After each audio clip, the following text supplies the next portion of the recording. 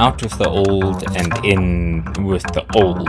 There was a time where everyone was looking toward the future, but nowadays retro is more popular than ever.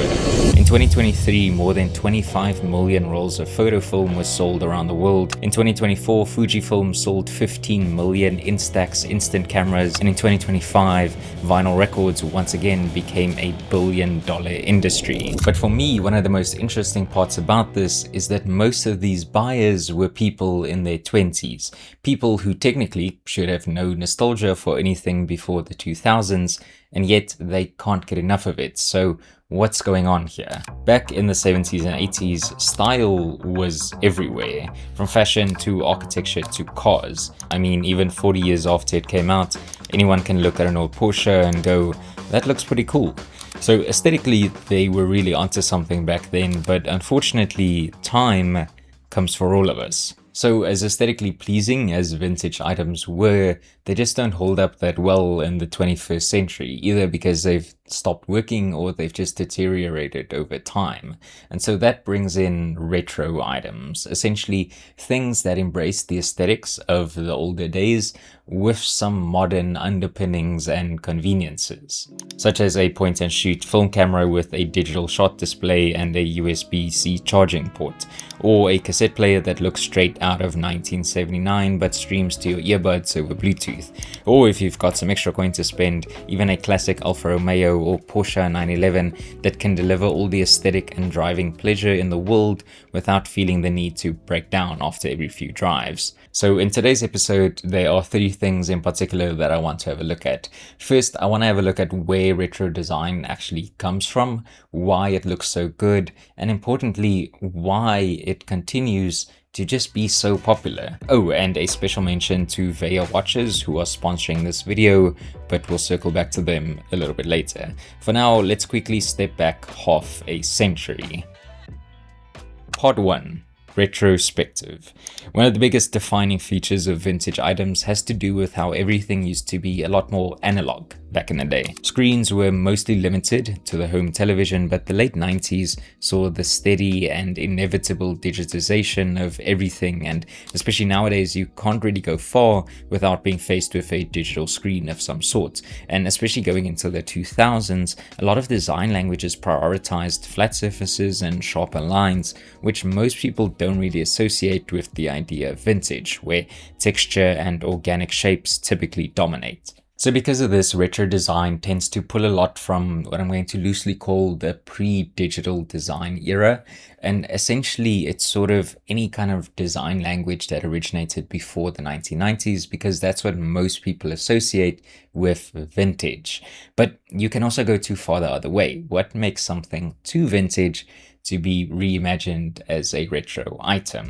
And what I mean by this is that most retro design seems to come from the 1980s and the 1970s. If you have a look at what actually gets revived, it's the Sony Walkman from 1979, it's the Polaroid that shot instant film, or it's a classic racing chronograph from the 1970s. But nobody is reissuing a 1959 Cadillac with the giant tail fins and 3 feet of chrome bumper. Nobody's really going out of their way to make a rotary phone you'd actually want on your desk, or a modern take on the big wood paneled console TV that doubled as furniture. And a big reason for this is actually just functionality. As much as retro design is about how something used to look, the world of the 50s and the 60s is a world that just doesn't really exist anymore. It just doesn't translate all that well into the 21st century. However, that's a bit different when it comes to the 70s and 80s. Something like a cassette player still works as a thing you can clip on and go. The Polaroid is still a fun way to capture everyday memories. Even something like an original 911 had a clean, simple shape that wasn't really tied to anything that expired. So 50 years later, it still just reads as a good looking car, which is exactly why people keep rebuilding it. So things that are predominantly from the 70s and 80s tend to sit on the right side of the analog line, meaning they are old enough to look vintage, but they are clean and functional enough to still fit in a modern setting. Which brings me to today's sponsor, VAER watches. Their watches make use of some of the best vintage design languages from the past century, from elegant dress watches to iconic dive watches to, of course, my personal favorite, classic racing chronographs. And they do all of this using really high quality materials, from premium stainless steel to reliable mecha quartz movements inside the watches to Horween leather on some of their straps. And they didn't ask me to say this specific part, but I couldn't not point it out. In their own words, in a retail industry dominated by short-term thinking and planned obsolescence, our goal is to promote the importance of products that will grow more important and personally significant over time. So if you've been looking for intentionally crafted and historically designed watches that can become a part of your own personal story, check out VAER watches, link down below. Part 2.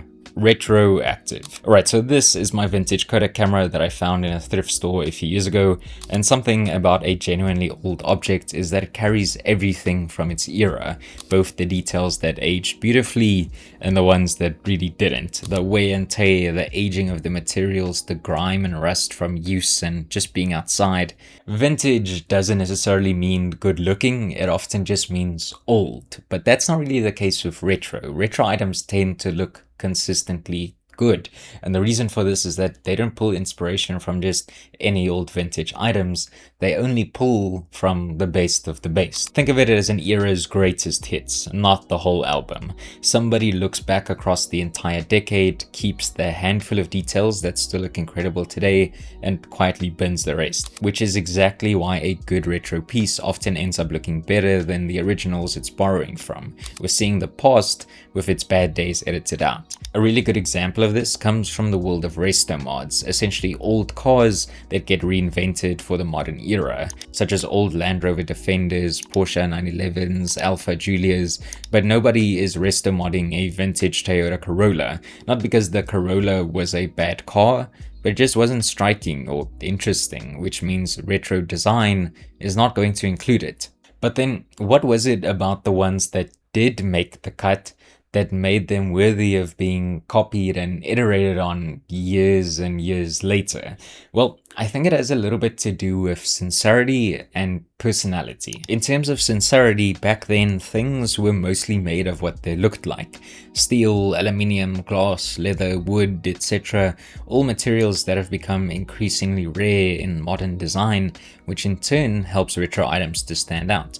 And when it comes to personality, in a world of tight lines, sleek black plastic and beige colorways, a lot of the most interesting vintage designs actually dared to be something. They had confident color, expressive shapes, and chunky proportions.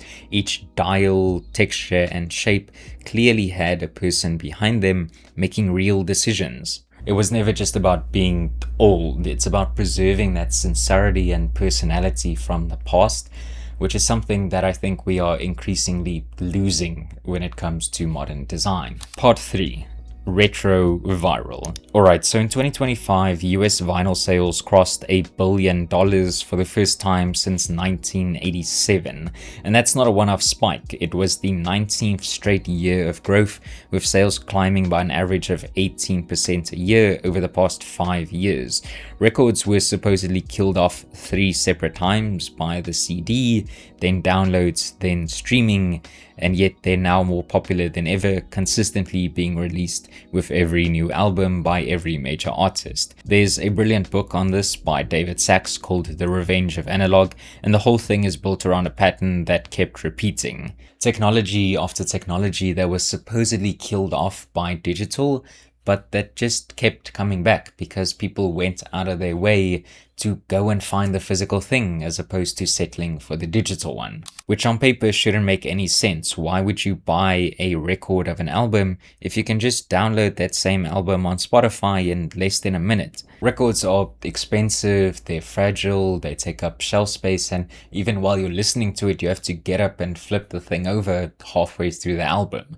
But as David Sachs argues, this friction is kind of part of the point, because now you can sort of own something, you know, you can hold it, you can look at it, you can display it as kind of a talking point in your space. And even while you're listening to it, it's sort of a more mindful way of listening to an album, for example, because instead of just skipping to certain tracks, it sort of forces you to listen to the whole thing as its own body of work. So maybe we're not so much chasing the past as we are more so just looking for something real in a world that is increasingly running low on that kind of supply, which maybe says less about retro design than it does about everything else. But with all that being said, hope you found this interesting, and I'll see you in the next one. Cheers.